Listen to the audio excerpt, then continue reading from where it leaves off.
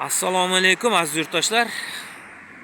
Bugungi videomiz Jack brendiga mansub bo'lgan Jack GS6 haqida gaplashib o'tamiz do'stlar. Jack GS6 miz, xo'p, 1.5 lik turbina motor bilan jihozlangan, 174 ta ot kuchi bor. Ko'rinishdan Li kompaniyasining mashinalariga juda o'xshab ketadi. Oldi faralari qo'sh yonishini ko'rib turibsiz. 3 qatorlik LED chiroqlar juda ajoyib o'rnatilgan.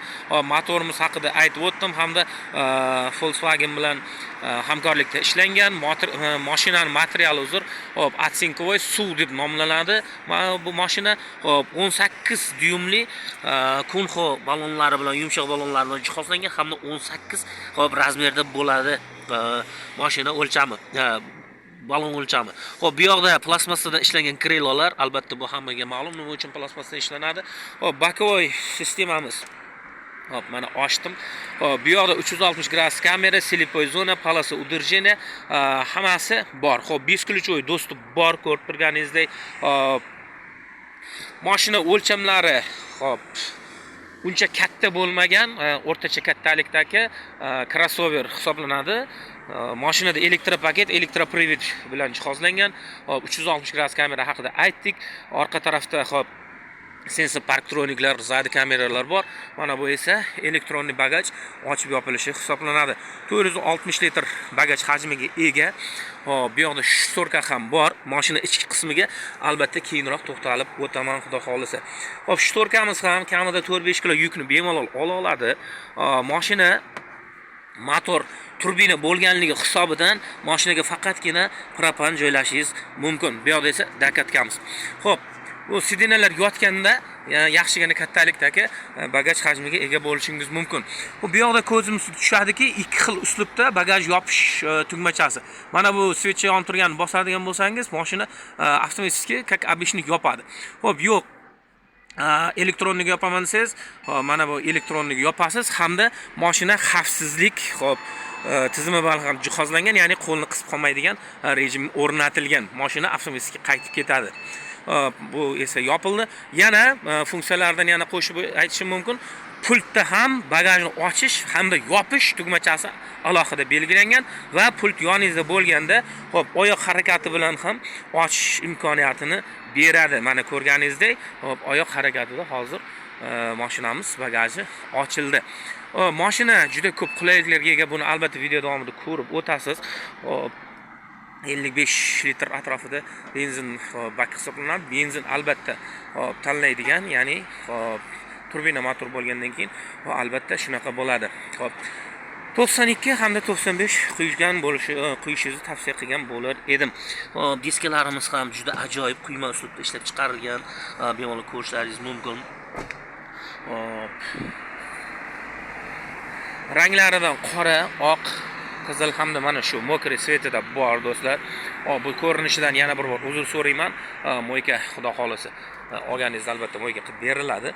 Hop, ichki tarafiga yetib keldik va nihoyat kuja ishlatilgan, elektron oyna ko'tarib yopqichlar hamda hop center zamok tugmachalari, hop, bu yoqda ko'rishimiz mumkin, ruchka, ya'ni ochish uchun hamda aquaprint qilingan. Hop, bismillah. Mashinaga o'tiramiz. Hop, deflektorlar joylashgan, torpedalarimiz ham hop kuja. Hop, tablomiz yaxlit holatida, kattagina. Hop, bu yoqda ekran, bu yoqda esa tablo. Hop, rulimiz elektronning. Hop, hamma funksiya qo'yilgan, ya'ni multi rul hisoblanadi. Cruise control, climate control bilan jihozlangan mashina. Bu yoqda hop deflektorlar aytdim, mana bu aquaprint esa yonadigan, xohlagan rangda qo'yishingiz mumkin. Bu yoqda mana bu orada telefon 5 provodniy zaryadlaydigan zaryadchik joy hamda so'nggi avlod klimat kontrol, ya'ni konditsioner pechga boshqariladigan panel alohida o'rnatilgan doskada. Xo'p, pastda ko'rib turibmiz. Bu skor rechagimiz shayba hisoblanadi. Hop, bu yoqda ko'rishimiz mumkin. Yana auto hold, rushnoy ko'rishingiz hamda bu yoqda ham nimaga tushundir joy qo'yilgan va xolodilnik, bu yoqda esa barda xolodilnik ham o'rnatilgan. Mashinada abagrev tizim oldida bor. Materiali esa, sidina materiali esa koja hisoblanadi. Hamda juda ajoyib bo'lgan choklar bilan tikib o'tilgan, buni ko'rishingiz mumkin. Albatta buni salafanni olmadim, chunki o'zingiz kelib xudo xolasa mashinangizni olib ketishingiz mumkin. Xo'p, albatta salafonlarni hech kim holda demoqchiman. Bu yoqda o'zini kitobchalari deymiz, katalogi hammasi bor. Hop, tepaga nazar solamiz o'rtoqlar. Hop, mashina tepasiga bu yoqda ochki qo'yish uchun joy albatta bor. Zamonaviy mashinalar har birida bo'lgan kabi. Hop, lyuk ochish hamda yopish, shtorka ochish hamda yopish bu yoqda o'rnatilgan. Hop, mashinamiz to'liq panoramli tom hamda hop lyuk bilan jihozlangan. O'ziga yarasha keraklicha hop airbaglar ham o'rnatilgan mashinada. Hop, bu tarafda esa yana qandaydir joylar bor. Buni BYDda ko'p ko'rganman o'zim shaxsan. Elektromobilda mana shu panel, upravляющий panel tagida ham joy qilingan bo'ladi. Hop, mashinamizni pastga tushamiz. Bu yoqda aytib o'tishimiz kerak bo'lgan kolonka hamda pusholkalar o'rnatilgan. Sidinamiz elektronnik hisoblanadi. Mana sizga qanday darajada bilinyapti bilmadim. Hozir elektron yuryapti. 3 kishigacha sidina pamyat o'rnatilgan, ya'ni 3 kishini xotirlab qoladi. Hop, mashinani orqa tarafiga o'tirib ko'ramiz o'rtoqlar. Qani, bismillah. Hop, boya sidina o'tirganimda, ya'ni rul tarafda o'tirganimda, men rulda ancha uzoq edim. Men buni boshqarib to'g'rilamadim va shu holatda tushganimdan keyin ham 182 bo'y bilan mana shu holatda hop ko'rinishda o'tiribman. Mana bemalol o'tirishim juda o'zimga yoqyapti, ya'ni erkin holatda o'tiribman. Hop, bu yoqda konditsioner, hop, deflektorlarimiz.